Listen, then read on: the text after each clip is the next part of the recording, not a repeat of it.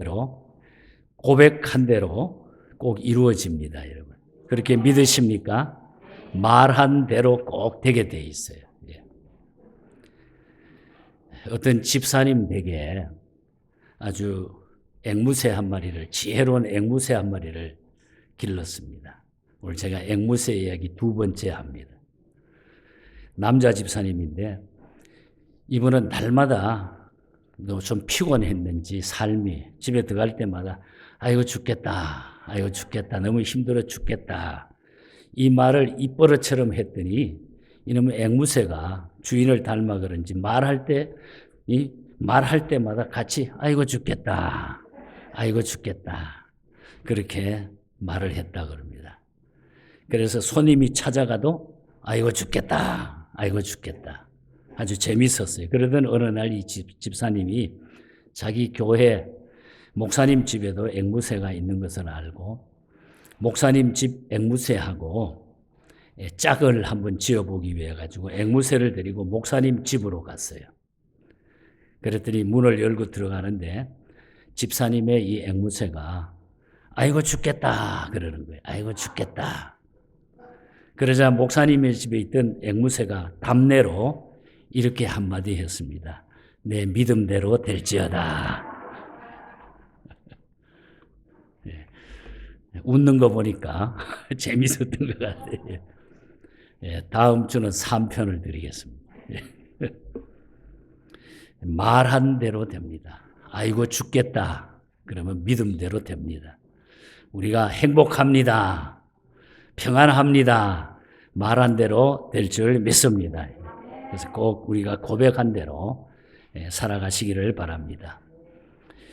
우리는 흔히 인내에도 한계가 있다. 참는 것도 한계가 있다. 그런 말을 살아가면서 자주 사용합니다. 그래서 한문에 보면은 100번까지는 참는다는 뜻으로 백인이라고 하는 그 백자 쓸 때의 일백백자와 또한 인내는 힘역자에다가 밑에 아래에 보면은 마음 심자 합해가지고 백인이라 이렇게 쓰기도 합니다. 이 말은 100번까지는 참지만은 101번부터는 참을 수 없다 하는 그런 뜻을 가지고 있어요.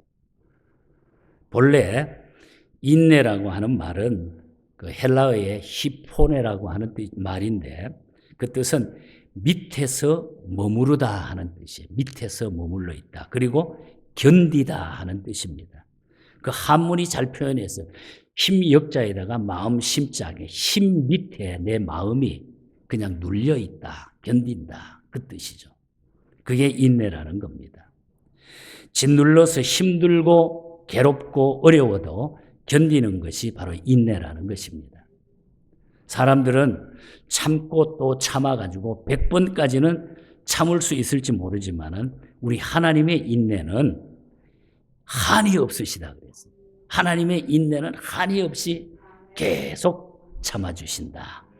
그래서 성경으로 돌아가서 로마서 2장 4절에 보면 길이 참으시는 하나님 이렇게 표현했고 또 로마서 9장 29절을 보면 오래 참으신다. 오래 참으신다. 9장 22절 그리고 베드로 후서 3장 9절 또 베드로 후서 3장 15절에서도 오래 참으시는 하나님, 오래 참으신다.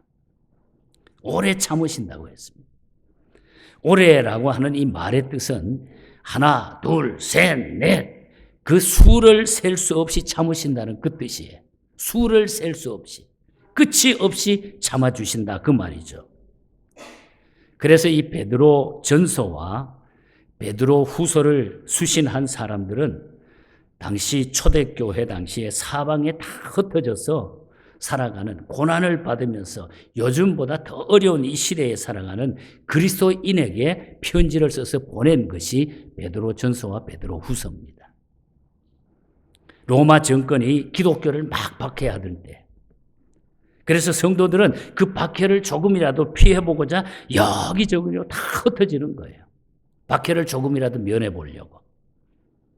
지금 터키에 가면 지금은 투르키예로 이름이 바뀌었습니다만 저도 한 몇 번을 그곳에 가봤는데 갑바도기아라고 하는 지방에 가면은 그 당시 기독교인들이 박해를 피해가지고 지하 13층 땅굴을 파고 그 안에서 교회를 만들고 신학교를 만들고 산 흔적이 지금도 거의 대린구유라고 하는 그런 땅굴에 쭉 내려가 보면 다 그것이 지금도 있습니다.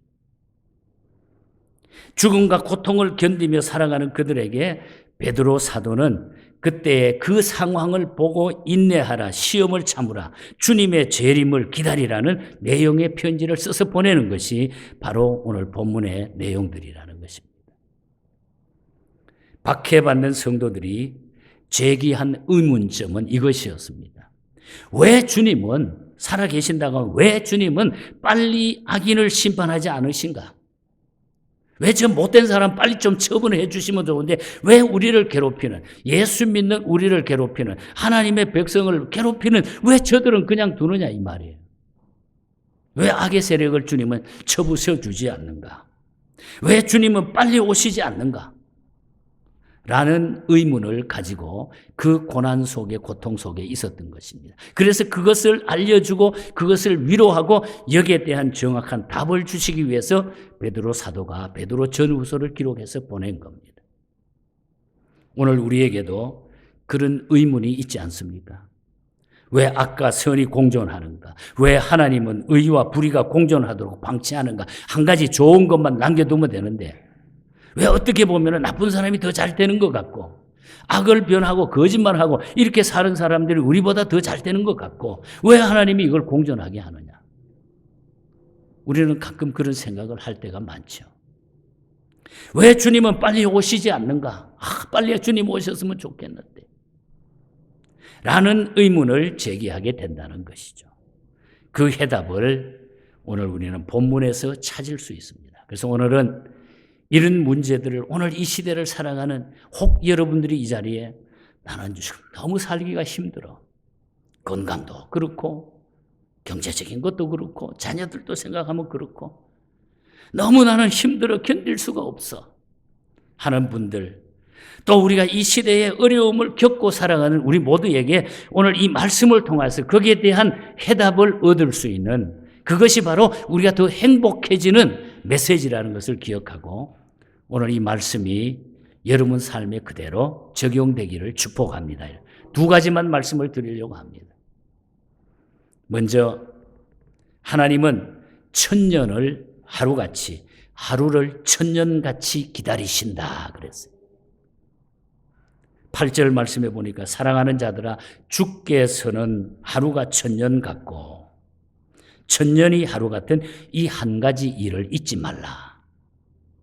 이 말씀에는 천년을 하루처럼 참고 기다리시는 하나님의 사랑과 인내가 나타나고 있는 겁니다. 천년을, 하루를 천년같이 참고 견디는 하나님의 인내, 그 사랑이 여기에 표현되고 있다는 거죠. 다시 말하면 사람의 기다림이나 인내와는 차원이 다른 이런 이야기를 하고 계십니다. 창세기 29장을 보면은 야곱이 형 에서에게 속였다가 에서의 그 형 분노를 피해가지고 하란으로 도망친 이야기가 나타납니다. 그래서 하란에 내려가가지고 하란에 살고 있는 외삼촌 라반을 만나가지고 외삼촌 라반의 집에 거하게 되는데 그 외삼촌 라반의 집에는 레아와 두 번째 딸 라헬 두 딸이 있었습니다.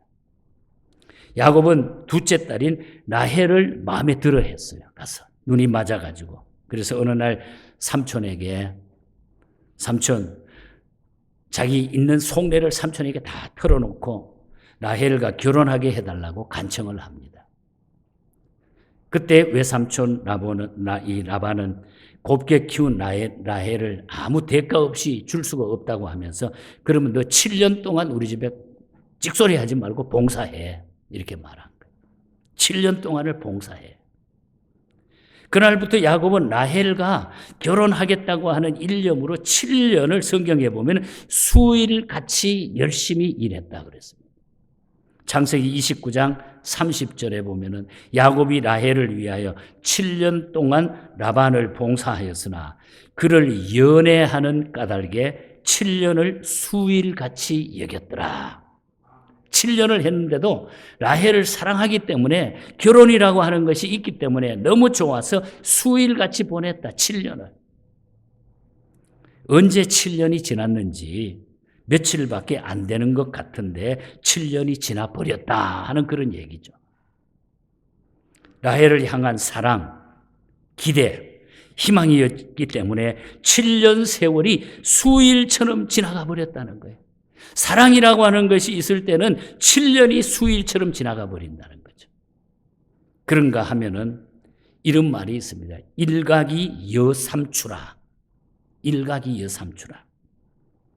일각이라고 하는 말은 중국말에 바로 5분이라고, 5라고 하는 뜻이 일각입니다. 그래서 중국 돈 가운데 보면 5원짜리를 일각이라 이렇게 그 사람들은 부르죠. 이 말은 뭡니까? 일각, 5분이 가을을 3번 지나는 것 같은 길게 느껴진다는 거예요. 5분이. 일각이 여삼추라. 5분 지나는 것이 긴 가을을 3번 지난 것 같이 길게 느껴진다는 거죠. 무엇을 하느냐, 누구와 함께 하느냐, 어디에 있느냐에 따라 가지고 1000년이 하루처럼 짧게 여길 수도 있습니다. 일반적으로 우리 한국교회 예배 시간은 1시간에서 1시간 30분 정도, 또 뭐 길면은 2시간을 넘지 않습니다. 예배를 대하는 여러 가지 태도가, 우리 교회도 1시간에서 1시간 10분이면 우리의 주일 예배가 언제든지 끝나게 돼 있어요. 제가 아주 시간에 대해서는 철저하게 지키려고 하기 때문에. 그래서 이 예배를 드리다가 어떤 분들은 설교를 듣다가 야 벌써 끝났군. 너무 예배 시간이 짧은데. 아니 어떻게 목사님 설교는 시작하자마자 끝나지? 뭐 이렇게 하는 사람. 은혜 속에 푹 빠지려고 했더니 아이고 좀 은혜 받으려고 했는데 벌써 설교가 끝나네. 참 아쉽네.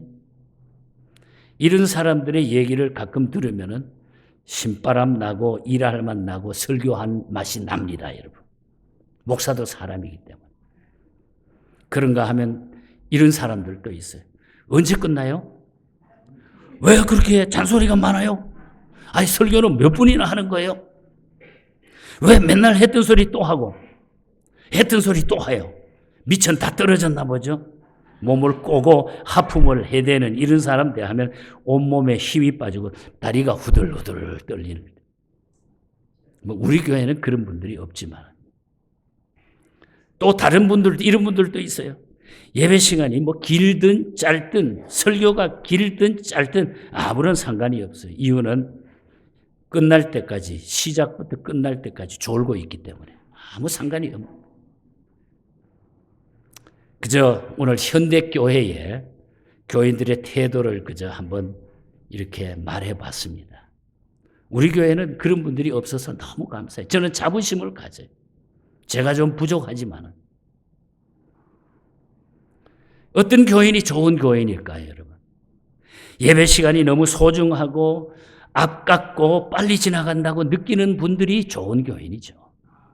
야곱이 라헬을 사랑했기 때문에 7년을 수일처럼 보낸 것 같은 이치에 똑같은 거예요. 우리가 주님을 사랑하고 교회를 사랑하고 정말 주님과의 나와의 관계가 사랑의 관계가 되면 아무 상관이 없어요. 수일처럼 지나가는 거예요.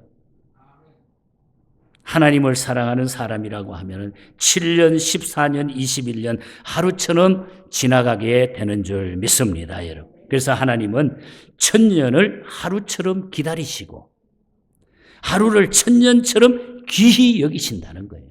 하루를 1000년처럼.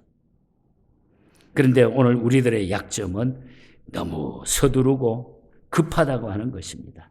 기다리고 참는 이런 일들이 우리에게는 너무 부족하다는 거예요.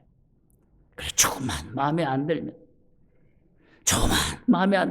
이렇게 하고 저렇게 하고 자기 마음대로 해보는데 뭐가 있어요? 해결점이 없잖아요. 늘 그 자리에 있는 게 그 자리에. 또 오늘 금년에도 내년에도 또 그게 반복하다가 어느 순간에 그냥 세상 떠나죠. 하나님 앞에 섰을 때 얼마나 부끄럽겠어요. 좋습니다마는 욕심 많은 사람이 하나님께 물었답니다. 하나님께서 물었는데 하나님께서는 100만 불을 어떻게 생각하십니까? 그거야 나한테 푼돈이지 그러더래 하나님. 아무것도 아니라는 거죠. 그러면 1000년을 어떻게 생각하십니까? 그거야 하루에 불과해 그랬어요 하나님. 그러자 이 사람이 하나님께 한 푼만 달라고 애원을 했어요. 100만 불 한 푼이니까 한 푼만 달라고. 그러자 하나님께서 말씀하시기를 하루만 기다려라 그랬더니 하루만 기다려. 웃는 사람은 무슨 뜻이냐? 못 웃는 사람은 그게 무슨 소리인지 모르는 거예요. 하루만 기다리는 1000년 기다리라는 거예요. 여러분 우리가 하나님 앞에 참고 견디는 것은 대단히 중요한 거예요. 그런데 우리는 참고 기다리고 버티고 유지하고 지속하는 힘이 너무 약하다는 거예요. 인간관계도 쉽게 무너져 버리고 멀어지고 갑자기 친해졌다가 갑자기 무너지고 갑자기 멀어지고 쉽게 친구가 되고 쉽게 원수가 되고 7년을 수일같이 1000년을 하루같이 참고 기다리는 하나님의 성도가 될 수 있기를 바랍니다. 그래서 우리가 인내, 너희들이 지금 로마 정권 때문에 이런 그리스도인이 어려움을 당하고 감옥에 가고 끌려가고 생명을 잃지만은 그러나 걱정하지 마라. 내가 참고 기다리는 것은 그 가운데 무슨 일이 있기 때문에 내가 기다리는 거야. 하나님이 그것을 전하는 거예요. 그 다음 문제가 그 문제를 해결해 주는 거죠. 그래서 우리는 하나님은 이렇게 긴 세월을 짧게, 짧은 세월을 길게도 하나님은 하시고 그것까지도 하나님이 주관하신다.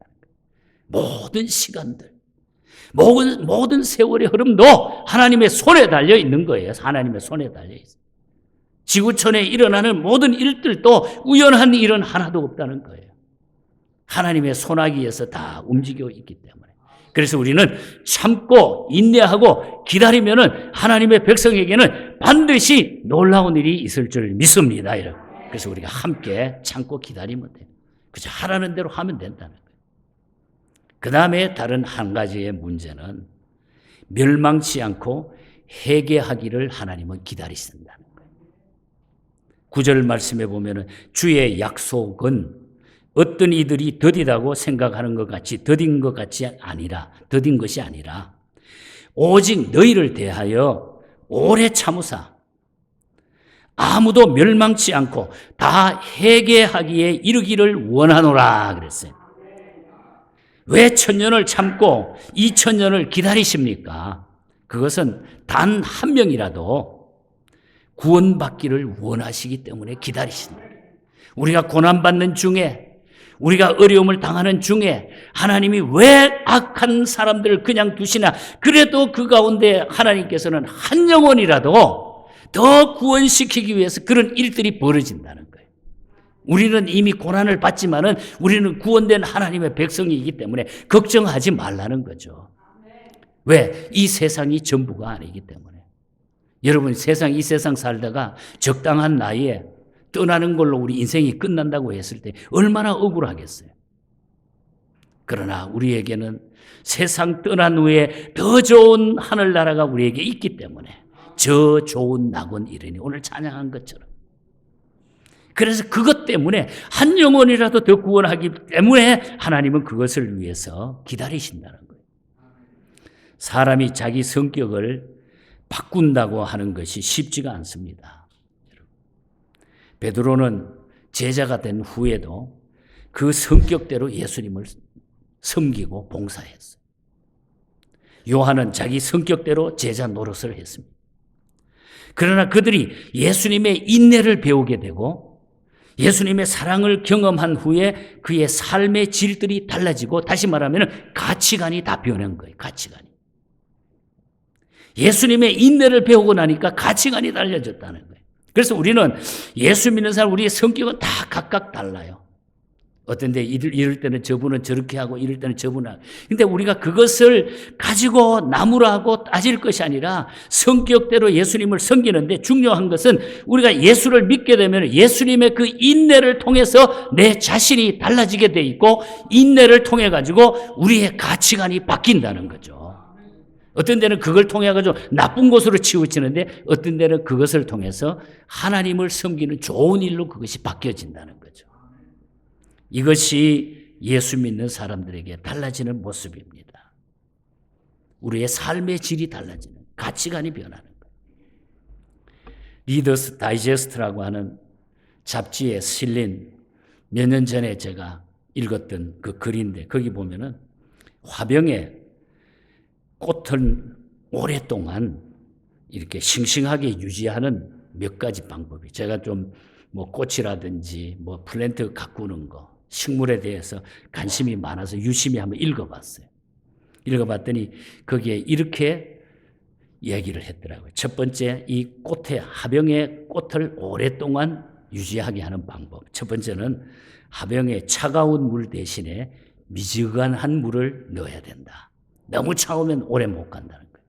미지근한 물이 좋다는 거예요.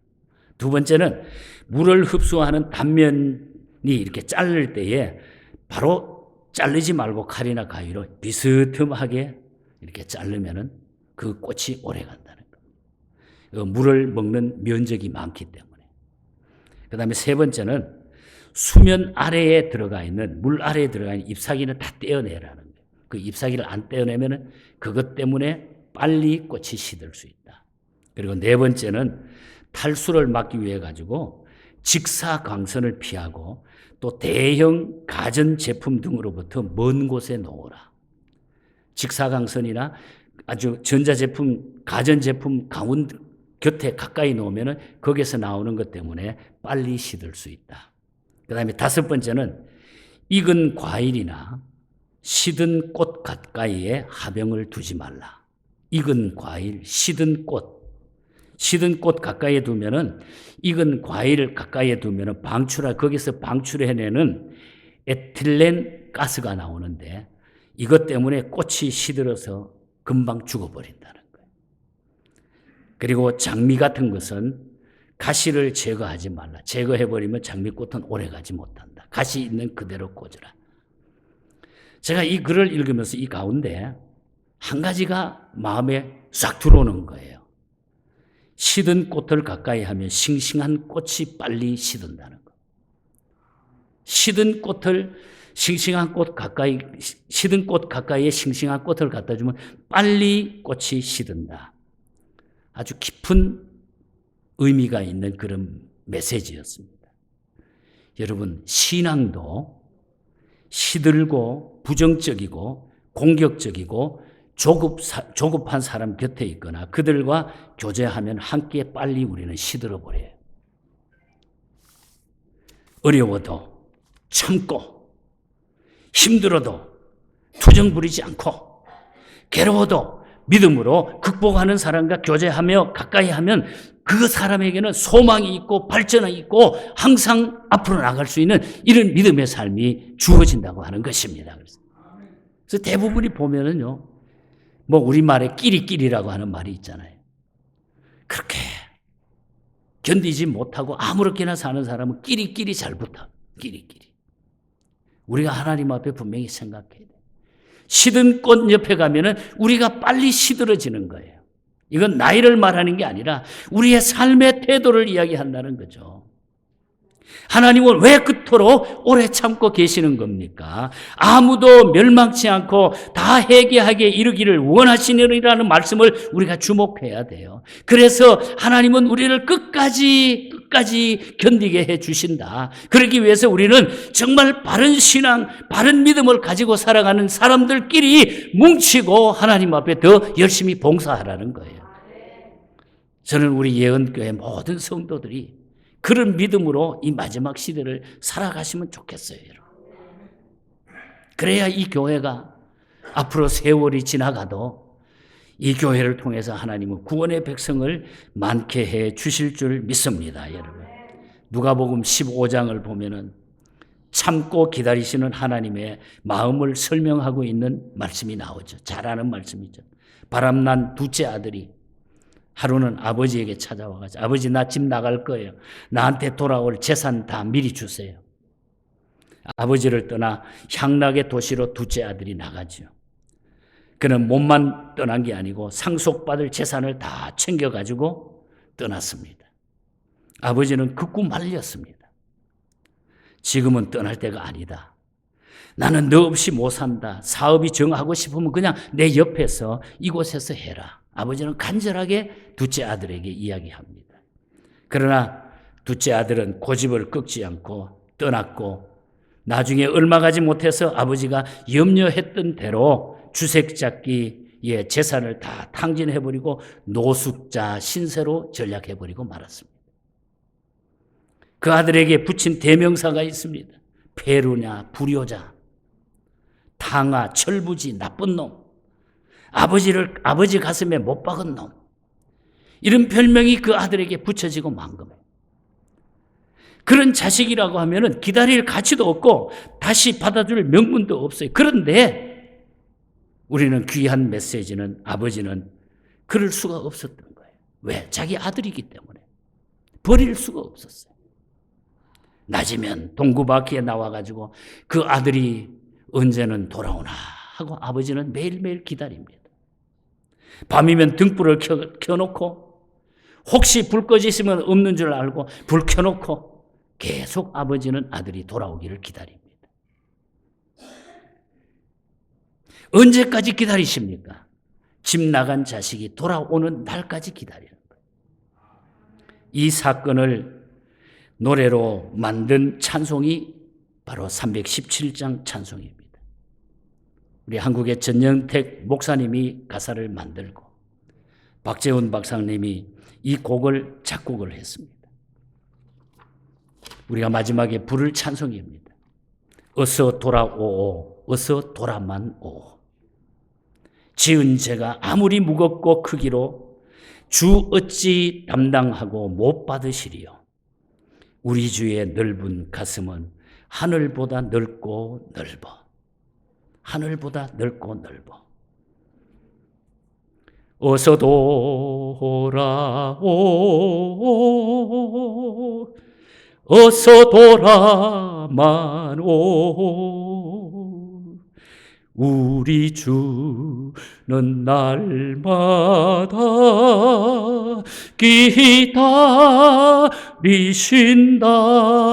기다리신다오. 밤마다 문 열어놓고 마음 조이시며 나간 자식 돌아오기만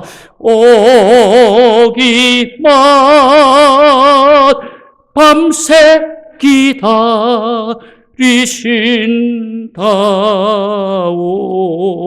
기다리신다오. 집을 떠난 이유, 아버지를 떠난 이유 아무 상관이 없습니다. 집을 어떻게 떠났느냐, 무엇을 했느냐 아무 상관이 없어요. 돌아오기만을 기다리는 아버지. 아버지는 아버지 품으로 돌아오기만을 기다려. 아무 상관이 없어요. 과거에 뭘 했든지 간에 아무 상관이 없어요. 돌아오기만을 기다리는 거예요. 다시 말하면 회개하기를 기다리는 겁니다. 회개하기를. 돌아오기를 기다리신다는 거예요. 집과 아버지를 떠났던 그 아들은 아버지 집으로 다시 돌아왔다는 것이 그 15장에 기록된 메시지의 중심입니다. 지난날의 실수, 과오, 가오를 돌아왔을 때 하나도 따져 묻지 않았어요. 너 왜 그렇게 했냐? 그때 안 했으면 좋았는데 너 왜 그렇게 했느냐? 이 말도 하지 않았어요. 아무것도 묻지 않았어요. 다 용서했습니다. 그래서 아버지는 너무너무 기뻐서 아들을 위해 잔치를 벌리고 거창한 한영식을 열어주는 거예요. 집에 있었던 맏아들이 거기에 대해 불만을 품었지만, 야, 너는 집에 있었기 때문에 많은 것을 가졌지 않느냐. 그러나 저는 죽었던 아들이 돌아왔는데 얼마나 감사하냐. 오히려 둘째 아들, 돌아온 아들에게 더 놀라운 하나님의 사랑을 표현해 주셨어요. 하나님이 오래 참으시는 것은 우리에게 무엇을 기대해서가 아닙니다, 여러분. 무엇을 기대할 게 있겠습니까, 우리에게? 하나님이 지으신 피조물이기 때문에, 우리는 하나님의 아들과 딸이기 때문에, 하나님을 떠나 죄 짓고 고생하기 때문에 그러기에 참고 하나님은 기다려 주시는 거예요. 여러분, 하나님 품을 떠나면 우리에게는 아무 희망이 없어요. 소망이 없어요. 혹 우리가 하나님 앞에 살아가면서 방황했다고 하면, 지금까지도 하나님의 자녀로 우리가 쓰지 못한다고 하면, 오늘 이 말씀이 여러분들에게 새로운 도전이 되기를 축복합니다. 여러분, 돌아오시기만 하면, 하나님 앞에 바로 서기만, 그것이 우리가 행복해지는 삶이에요. 정말 행복은 거기에서 주어진다는 거예요. 존 웨슬리 아버지가 자기 아내인 수잔나에게 이렇게 물었습니다. 당신은 어떻게 그 멍청이 아들 녀석에게 똑같은 말을 20번이나 되풀이하면서 교육을 하시오? 참 인내심이 대단하구려. 자기 아내 수잔에게 존 웨슬리의 아버지가 이야기해요. 존 웨슬리가 한 이야기예요. 자기 부모에 대한 이야기. 그 말썽꾸러기, 말도 안 되는 아들, 계속 같은 말로 타이는 자기 아내에게 남편이 그렇게 말을 했다는 거예요. 그 아들을 해봐도 소용도 없는데 어떻게 20번씩이나 계속 똑같은 말을 해가지고 아들에게 이야기하냐. 그때의 아내되는 수잔나는 이렇게 대답을 했습니다. 만일 그 아이에게 19번 말하고 그만둔다면 19번의 노력이 다 수포로 돌아가기 때문입니다. 여러분, 하나님의 인내는 그것과 비교할 수가 없어요. 19번과 비교할 수 없어요. 참고 또 참아주십니다. 하나님의 오래 참으심을 믿으시기 바랍니다, 여러분. 그래서 우리는 이렇게 하나님하고 줄이 엮여져 있다는 것만으로도 우리는 감사하는 거예요. 왜? 우리는 어디 갈 수가 없기 때문에. 근데 마귀 사탄은 그걸 끊어버리려고 그러죠. 우리는 말씀의 줄로, 사랑의 줄로 그 줄을 놓치지 않기를 축복합니다, 여러분. 우리도 참고 기다리십시다. 인내로 구원을 이루시기를 축복합니다, 여러분. 그래서 10절에 가서 보면은 하나님께서는 이렇게 기다리는데 걱정하지 마라. 주의 날은 도적같이 임할 거야. 너희가 기대하진데 하나님은 언제나 도적같이 임할 거야. 아무 걱정하지 마. 주의 날이 온다는 거죠. 도둑놈이 뭐 예고하고 옵니까, 여러분? 오늘 우리에게는 이 기대가 있습니다. 주님은 언젠가 나를 부르실 것이고 우리는 언젠가 그 주님 앞에 서야 될 것입니다, 여러분. 행복은 인내에 있습니다. 참는 것에 있는 것입니다. 오늘 현실 삶에 인내가 필요한 것 같아요. 그래서 여러분들 신앙생활도 우리가 인내를 가지고 하셔야 돼요. 교회가 여러분들에게 만족하게 못해도 하나님과 여러분의 관계를 기억해야 돼요. 저는 어떤 때 목회하면서 지금까지 제가 32살 때부터 미국에 이민 목회를 시작을 했어요. 목사 안수를 받고 제가 32년, 32살 때부터 지금까지. 제가 경험하면서 이 목회자로의 마음이 아픈 것은 교인들이 이 교회, 저 교회 다니다가 뭐 왜 인사를 안 해? 뭐 이래? 그것 때문에 낙심하고 돌아서는 사람들. 도무지 뭘 해주기를 원합니까? 우리 하나님 앞에. 우리 스스로가 주님과 가까이 서야죠, 여러분. 바로 믿어야 돼요. 예수 바로 믿어야 돼요. 그런 환경은 아무것도 아니에요. 좀 인사 못하면 어때? 밥 좀 그 교회 좀 못하면 어때? 여러분, 우리는 하나님과 우리의 관계가 바로 돼야 돼요. 그래서 우리는 이러한 삶의 잘못이 있으면 하나님 앞에 우리가 다 내려놓고 하나님과 연결고리를 새롭게 하시기를 바랍니다. 제가 오늘 결론적으로 메시지를 드리고 싶은 것은 하나님하고 여러분의 관계를 잘 하시기 바랍니다. 그러면은 목사가 좀 막 기분 나쁘게 해도 상관없을 거예요. 장로님이 뭐 인사 잘못하고 말 잘못해도 우리 장로님 참 안 됐다. 나이 드셔서 그렇다. 이렇게 이해가 가는 거예요. 네. 제가 이제 목회를 오래 하다 보니까 세상 말로 귀신이 다 된 거예요. 귀신 다 알아. 얼굴만 봐도. 우리 각해수 권사님 웃잖아요. 제가 그 속까지 아니까. 네. 여러분, 우리가 하나님 앞에 솔직하게 살다가 보면 좋은 일이 생기게 되는 줄 믿습니다. 그러면 우리가 행복해요. 그래서 저는 늘 행복해요, 여러분. 행복해. 이 행복을 함께 누리면서 천국 백성으로 멋지게 남은 생에 살아가는 우리 모두가 될 수 있기를 주님 이름으로 간절히 축복합니다. 하나님